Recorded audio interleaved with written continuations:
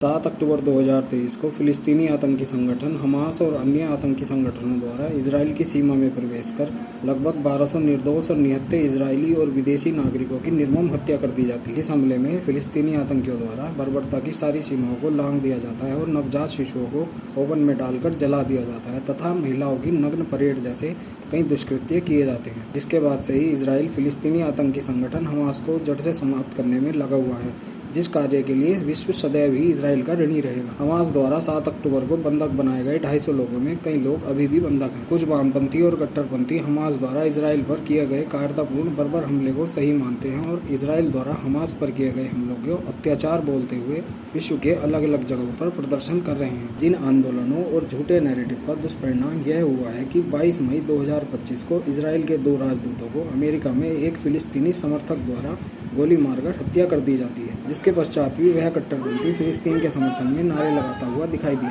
परंतु विचार करने का विषय यह है कि उसके अंदर किसने इतना विष भरा है। इस तरह के आंदोलन आज के समय में बड़े बड़े विद्यालयों में बहुत आम है। कहीं किसी देश में इन्हीं आंदोलनकारियों द्वारा 2 लोगों की हत्या कर दी जाती है और कहीं किसी देश में भारत के टुकड़े करने की बात कही जाती है। यूरोप ने अपनी मूर्खता के कारण इन कट्टरपंथियों को रहने के लिए जगह दी और आज यही कट्टरपंथी यूरोप को जला रहे हैं। यदि अमेरिका और अन्य राष्ट्रों ने इस कचरे को साफ नहीं किया तो वो दिन दूर नहीं जब 7 अक्टूबर जैसा हमला हर शहर में होगा।